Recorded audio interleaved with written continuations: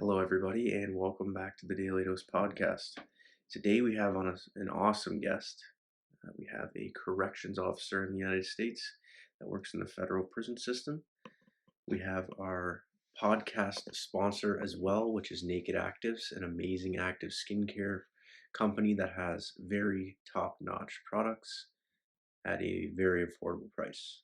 So go check them out in the link in the description. There's also a referral program. If you send someone your link and they buy something, they get a $5 off coupon, and you also get $10 off your first purchase. Amazing company. Go check them out. Something to implement into your skincare routine. Down below. Let's get into the video. Hello, everybody, and welcome back to the Daily Dose podcast. Today we have on Royce. He is a correctional officer in the United States. Welcome to the podcast, Royce. Thank you, Ryan. I'm very enthused to have you on. I know you have tons of stories and you have a lot of experience with the stuff we're going to talk about today. So tell us a little bit about yourself. What do you currently do right now? What are you doing in the prison? I'm currently a supervisor for the prison here in Maryland. I've worked there for it will be 23 years next year. And I'm getting ready to retire. So I've got a little bit of experience in corrections field. It was a long road getting to where I was at, but finally made it and getting there towards retirement. So that's where I'm at currently. That's awesome. So while you were getting into corrections, was it something that you always knew that you wanted to do, or how did you come across that? I sort of fell into corrections. Growing up, I really didn't know what I wanted to do in life. I had a lot of different experiences. I mean, as I was growing up, I grew up in a small town in West Virginia. I grew up on a farm, worked most of my life, started working when I was at the age of 13 at a tree farm. I wanted to get a little extra money. So most of my life, I've been a pretty hardworking guy. As I went through high school, I worked at sawmills, worked in the forestry industry for the first half of my life. Graduated from high school, did about 4 years in the Army Reserves. While I was doing that, came back from basic training. Started working in a chicken plant processing chickens, and I worked there for about 6 months. I came home one day and I told my mom, I said, I'm going to college. And she was like, what? I said, because I can't find myself working in a chicken plant the rest of my life. From there, I got a forestry degree, worked in the forestry industry for a while, and then somebody taught me going into corrections, and that's how I kind of got started into that. So that's pretty interesting. I know that a lot of people feel like they need to know or want to know what they're going to do, but most of the times it's just a discovery process you kind of go through. How did that come about? Who introduced you to corrections, or how did that happen? Well, my wife, I got married at an early age. I mean, me and my wife were right out of college. We got married, still married today. Her family was a law enforcement family. So I kind of, growing up with that, I kind of, I was exposed to law enforcement. I had a relative that worked in the jail system, and we were talking one day, and he's like, he said, you need to get out of that forestry business to go into corrections. And I got to thinking about it, and I was like, you know what? I said, that might be a good thing to do. So I started looking into it. So it was basically family that kind of got me steered in that direction. But after I got my foot in the door, things just started taking off for me. Well, that's awesome. And since you've worked there for 23 years around there, what would you attribute to staying at the job? Because it's a very high stress job. Like for someone that doesn't have any experience or know anything about being in a prison, what would you kind of say that keeps you going? For me, it was the adrenaline. I liked the rush of not knowing what was going on every day. Every day you come in, there was always something new. So it was kind of exciting. As I got up in years a little bit, the excitement sort of wore off. And I was really too far into it to go to another job, because once that excitement started wearing off, the new end game was retirement. Mm. So I started pushing towards that retirement and getting myself there to um, where I could comfortably retire, and maybe get into something else later on down the road. But that's what kept me going. Was first half of my career was the excitement of going in every day and not really knowing what was going to happen that day. You kind of get that little bit of adrenaline rush, and you sort of become addicted to the adrenaline. But after a while, it sort of wears off, and then you have to switch goals and look for something else to keep you going, which for me was retirement. So that Mm. was pretty much what kept me going over the years. Interesting. Okay, because and especially in the prison system, there must be a lot of stressors, a lot of things going on. What kind of in certain situations, like for other people in certain jobs, they can have stressful Yes. things happen. What do you kind of do in those moments to like keep yourself leveled and to keep your stress levels at like working level? Uh, every job has a stressor. No matter what field you're in, there's always some stressors there that's going to affect you somehow. For Hmm. me, over the years, it took me a while to get everything figured out. For me, we working in the environment that we work in, I mean, we constantly have stressors on us. There's always something there um, that's kind of eating at you, whether it be a staff member, whether it be an inmate, dealing with difficult people all the time. It just wears on you after a while. In stressful situations, you've got to find a balance outside of work to keep you going. For me, I've focused on family. It was kind of hard because I've worked different shifts, but every chance I got, I kind of spent time with my family. My kids kind of resented a little bit because I wasn't there as much as I should be, but you know, I try my best to focus on family and focus on my health a little bit. I've had some bumps in the road over the years that's put a lot more stress on me other than just work. And I found myself going down a different path and I had to pull myself out of that. Mm. The biggest thing is realizing that you have these stressors and being able to cope with them as in a positive way instead of a negative way. I've seen people over the years get into alcohol or other ways to deal with the stress. Me personally, I've done it myself, but I've realized that, this is not a positive way to deal with it. So I took a step back, reevaluated what I had going on, and then found a positive way to deal with these stressors.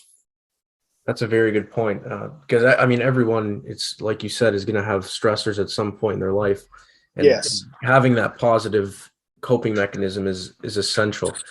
Is there anything like getting through those down? Like everyone will have ups and downs in their life. What do you kind of do when you have those down periods for people that might be working towards a goal and they might hit a failure? What do you kind of do to keep you going? Well, the old saying, life throws you lemons, make lemonade. I mean, that's basically what I did. I Mm. tried to find the positives in every situation, whether I'm going to learn something from the situation, whether it's going to be something positive down the road, always something positive in one of these stressful situations. You got to figure out what that positive is and focus on that and not focus on not focus on the actual stressor and let that get you down. Find something positive that can come out of the situation and start focusing on that. A really good point as well. I mean, for me, I know that over the years it was difficult, depending on where you're grown up or surrounded by, to see the positives and things. But now I see how essential it is, just for your body and your mind. It really is. No matter what environment you're in, you need to pull that out, and especially where you are in the prison. That's a great point. For your job, what is it kind of, for someone that has no clue what a prison officer does, what do you do every day during your job, like the basics? Well, for me, I don't only have to deal with inmates, but I also have to deal with staff members. So I'm making schedules. I'm dealing with problems that officers can't deal with inmates. So for me, there's a lot different stress than just your average correctional officer. I have to deal with inmate problems and staff problems.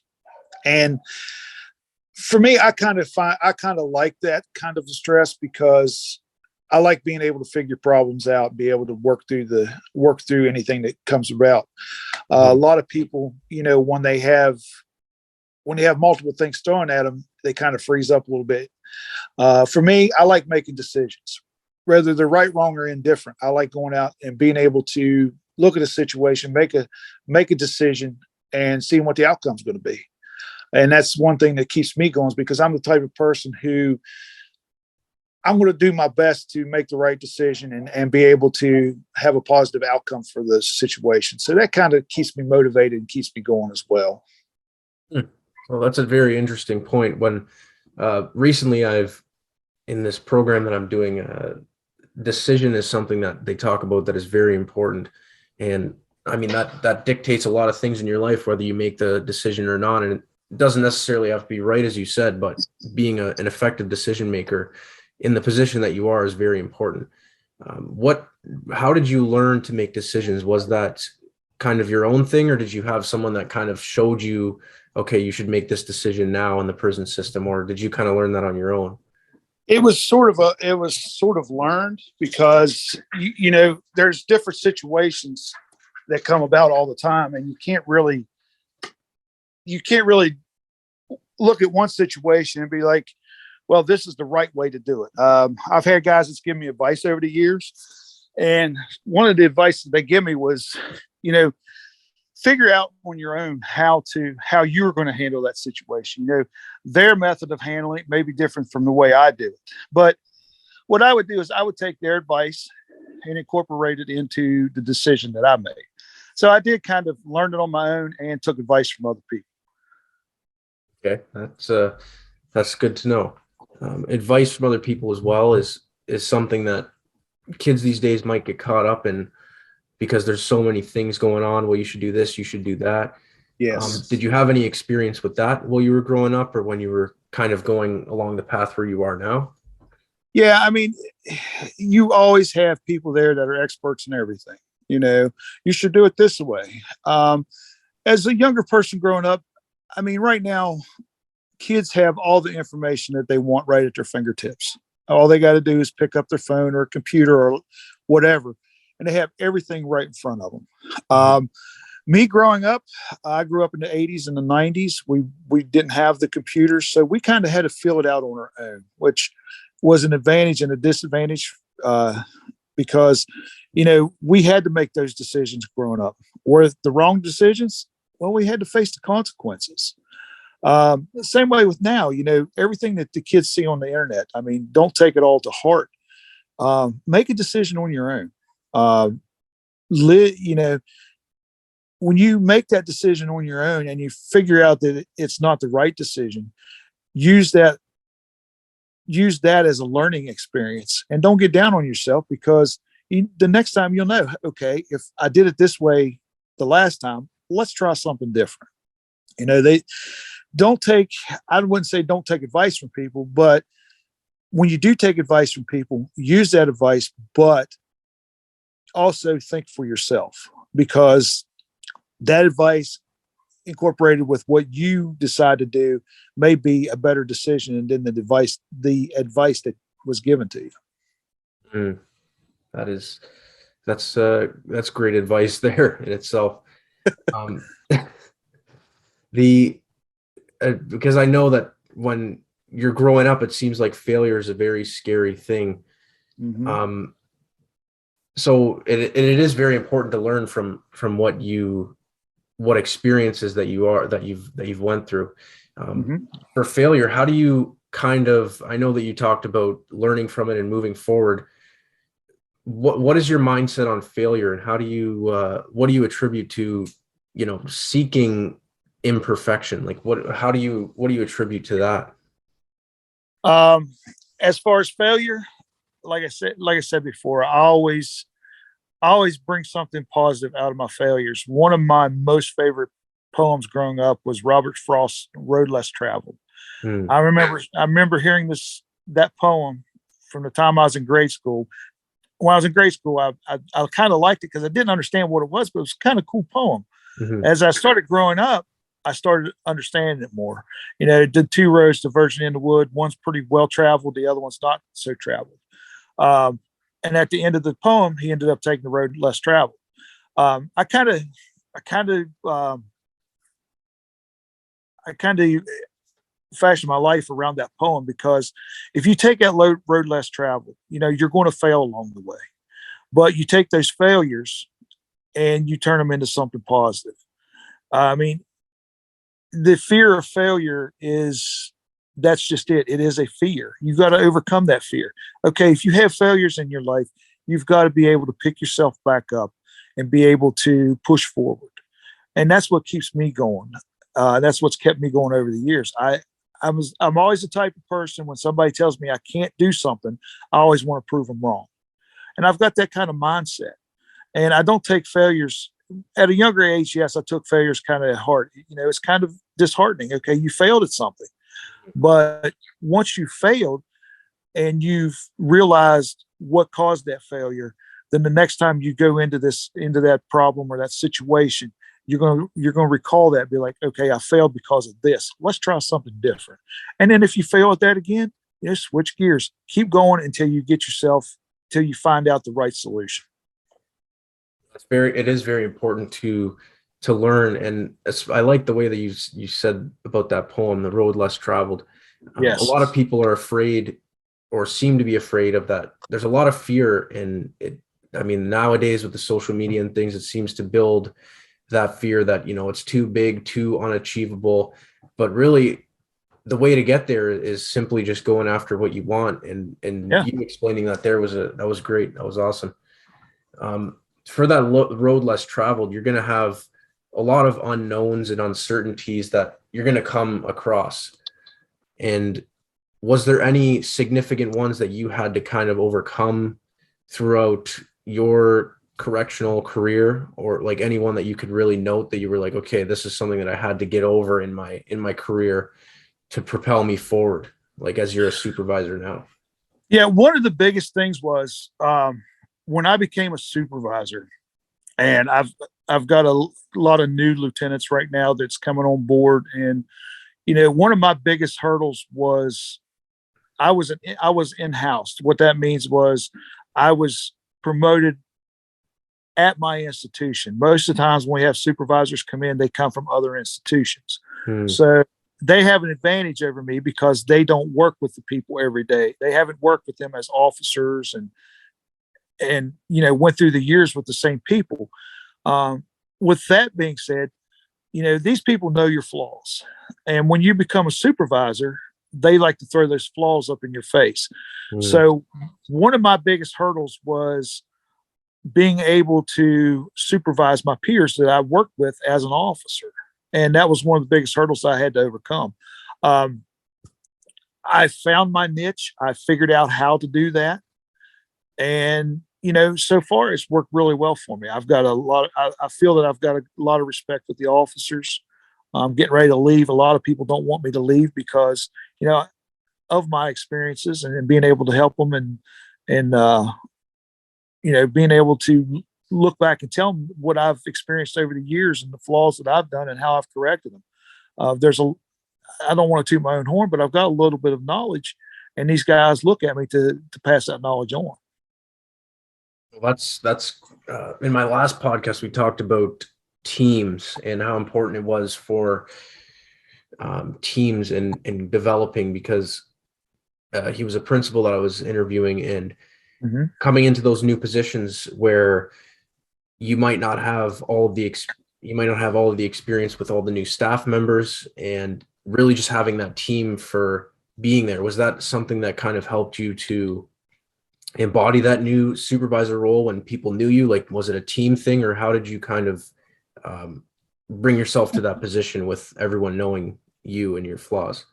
Well, with me, the way I went about it was I told newer staff and I told officers, I'm like, look, if I'm getting on your case about something, it's not because, I mean something personal about it. It's probably because I've did something in the past where I've gotten in trouble for, and I don't want to see you go down the same road that I did with it and have to Mm. go through the same hardships that I did with doing something dumb.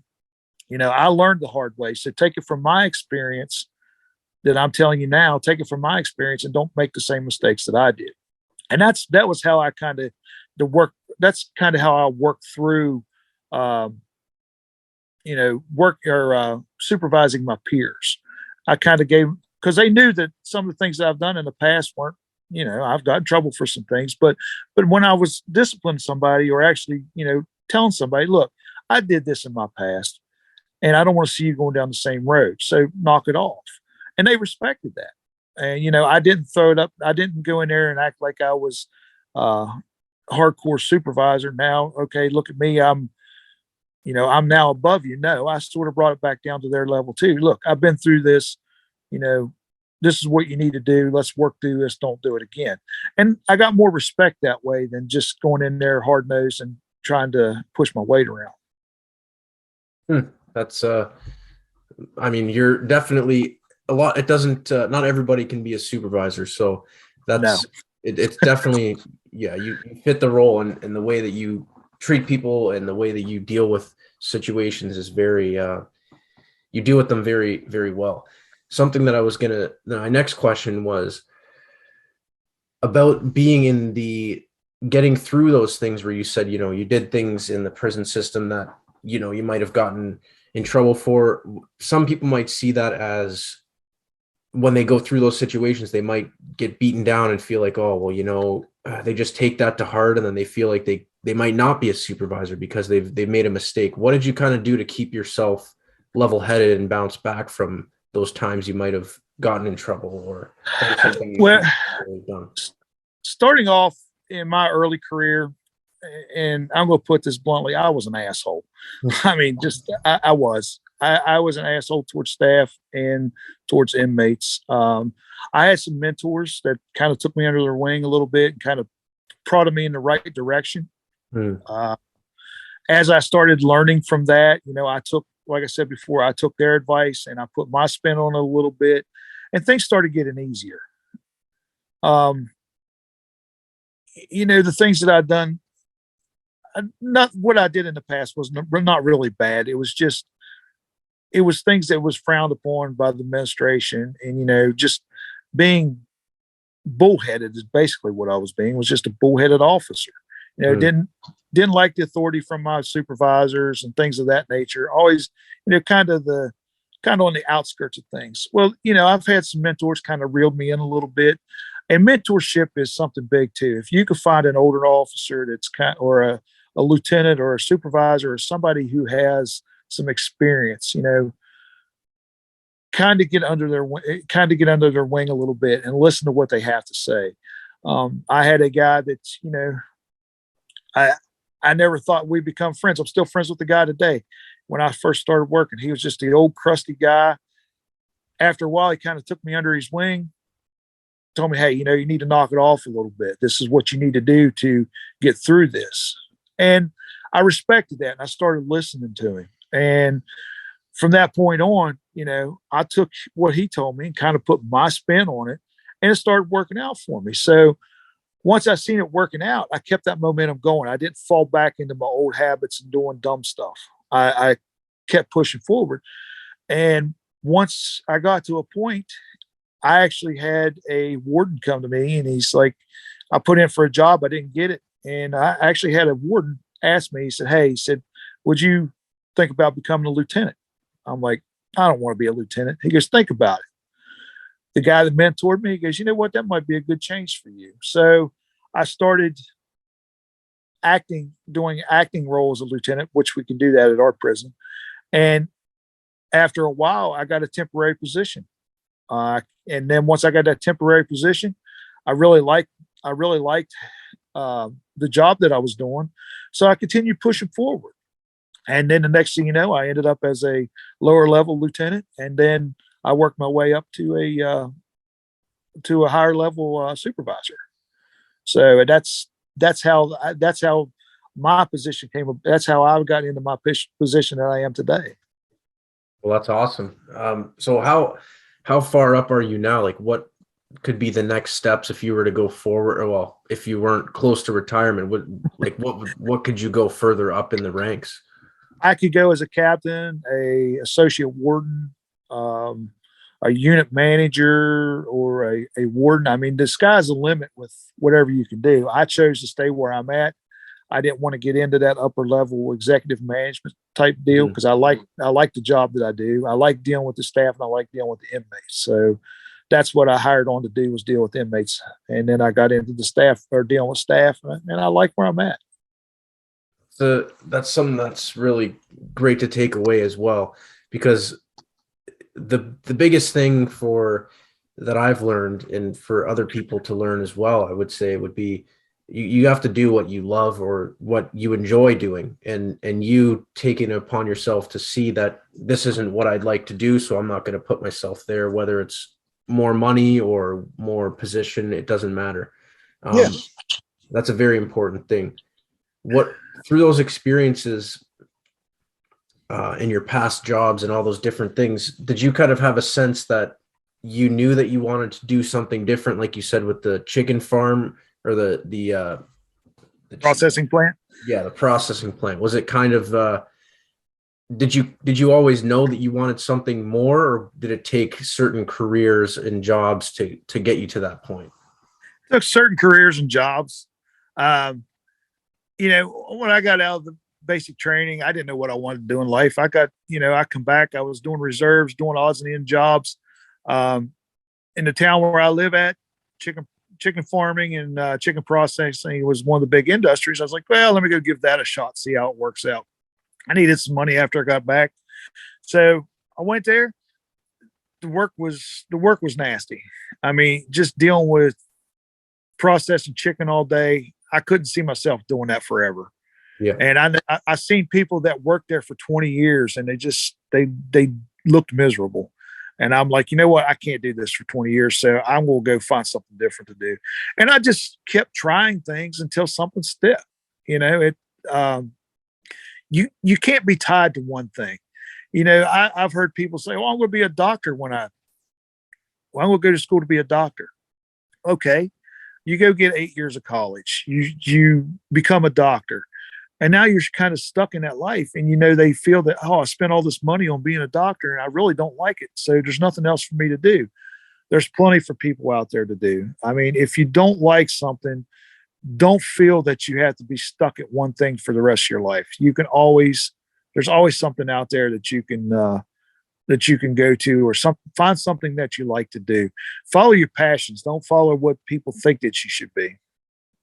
That is, that's great. I live by that myself. I know that through a lot of jobs I went through, there are a lot of people saying, "Oh, you should just do this," or, it's good money, you can stay, you can do that. But again, I saw the people that worked there for a long time, and I saw just myself how no Mm. matter how much money you make, it was just super unhappy.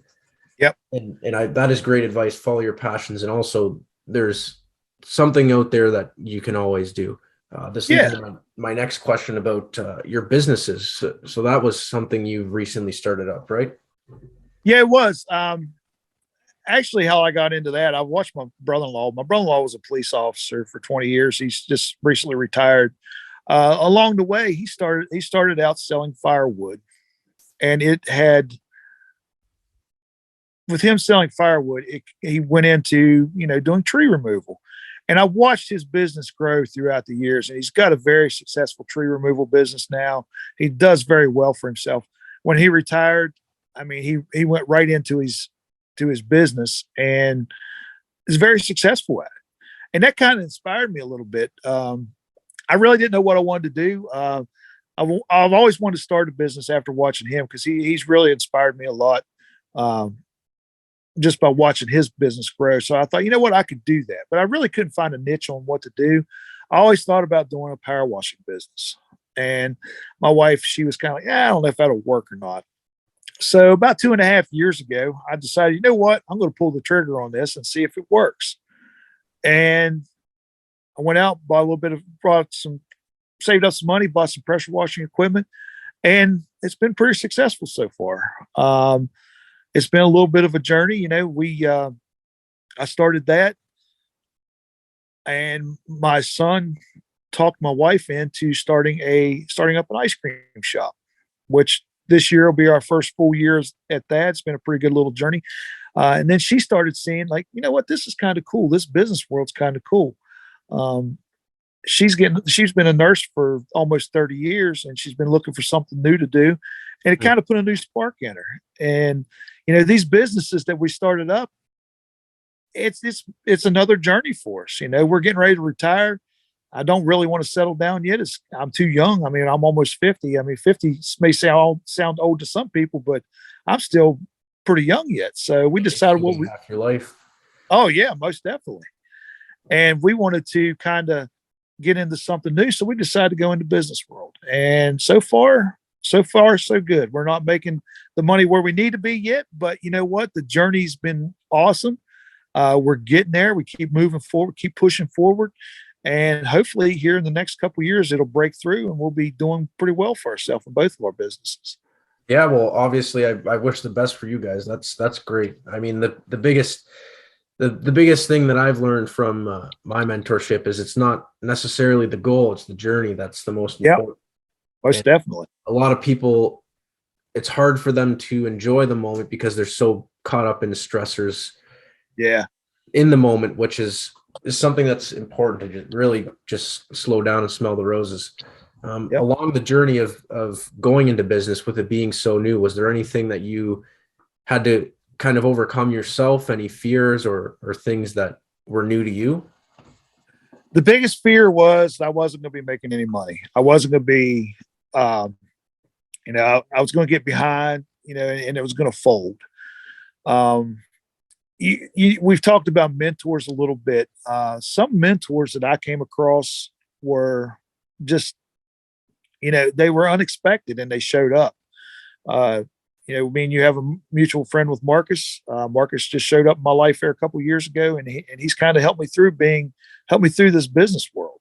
And I have a few other guys that I've done some business with back in the years ago or a couple of years ago, and they've kind of pushed me through this business thing, mentored me a little bit, and it kind of put my mind at ease that, you know what, at first you're not going to make all this money.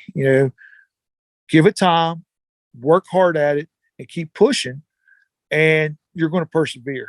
And that's what's got me through most of this. And that was my fears, was not being able to get this thing up and running or be able to um, be successful with it. But once I started these businesses up and started doing them, I could see that, okay, I'm making a little bit of money, invest that money back into the company and keep it going, keep that ball rolling. And the biggest thing was, like I said, my biggest fear was not being successful with it. Right now, I'm having fun with it. So if it happens, it happens. If not, well, we'll move on to something else and see if we can make something else work. Again, I mean, you're giving great advice here. And again, it's not all about money. That's another No. important, because when you follow your passions, it really will. The rest will take care of itself. It'll figure itself out. Yep. Along the way, what do you for fun during your businesses? Because I know there can be a lot of stressors and things that are new that you're not familiar with. Is there anything that you kind of do to keep that fun in the business for yourself? Well, right now it's all sort of new, but I'm a people person and I enjoy getting out talking to people. The biggest thing I find is I make a lot of contacts, and making these contacts with people, you just never know where it's going to lead you. So for me, the fun thing for me about the businesses is meeting these people and making these contacts. I've made contacts with people that I never even thought I would, wouldn't give the time of day on the street, but I made contacts with these people, and it's led into other things. And I enjoy getting out, just talking to people, and having a little network out there of people that I can fall back on, and being able to, if something starts going sideways, or if I need to maybe get into a different area, I could call this person up and be like, hey, I've been trying to get into this housing development or whatever. Anybody there? And I find that fun. I like making contacts with people and just being able to interact with people and be able to, I guess it's the business sense of just being able to talk to people and just see where those leads will take you. That's fun to me. Yeah, that's something that's I've always been looking for like learning about new people and meeting new people. And as you as you put that out there, you will start to attract those people to you for what you need, kind of thing. Yep. So, With that being said, though, I always like to I always like to stay true to my obligations too. A lot of people, when you meet a lot of new people, they're kind of apprehensive. You tell people, hey, I could do this for you. Uh, they're like, oh, cool. So the advice I give is if you're doing stuff for people, make sure that you follow through with everything because, a lot of people look at that and they'll be like, well, maybe I'm not going to hire him again because he really didn't hold up to the standards. Or, maybe they'll give you a bad review or something of that nature. My advice to people is always stay true to your promises that you make to people. If you're working for somebody or you're doing a job for somebody, always follow through with it. I've found that over the years. That's one of the biggest things that got me through my years is I was always true to my word. And I was very loyal to people. I like staying loyal to people and being able to give them that sense that they can rely on me whenever they call on me. that's a very good point as well. As we're starting to wrap up here, we're coming close to the time Zoom's allowing me for 40 minutes. Is there anything that you would give advice to your younger self or someone that is a young adult coming into a field that they want that you would like to give? Not really for my younger self. My younger self, I think he figured it out. I mean, he's done pretty well over over the past years. But for people coming into a field, like I said, just find your passion. You don't have to be stuck at one job for the rest of your life. If you're not liking what you're doing, I'm not saying go job hopping. Work, do what's best for yourself and your family. I know a lot of young people start families young. Um, do what's best for your family. Always take time to spend with your family. Don't get caught up in the rut. If you find yourself in a rut, don't get down on yourself. Switch gears a little bit. Find something that's gonna pull you out of that rut, even if it requires you changing a job. Um, if but the main thing is, find something that you enjoy doing. The biggest thing in life is enjoy what you're doing. I mean, that's half the battle right there is enjoy what you have going on. You're going to have stressors along your way, be able to deal with those. If you have some setbacks, take those setbacks as a learning experience and be able to, make lemonade out of lemons. So that's about the only advice I'd really want to put out there to people. Like I said, just don't get caught up and get yourself down in a rut. And if you do find yourself in that rut, pull yourself out. You're the only one that can do it. Yep. Well, that's a great way to end it. I really appreciate you sharing that because a lot of people, everyone is going to have some down points in their life, and you just got to keep going because you never know what it's going to bring on the other side. So never do. I really appreciate you coming on, Royce. This has been great, and thank you everybody for watching. I hope you enjoyed. We will see you in the next one.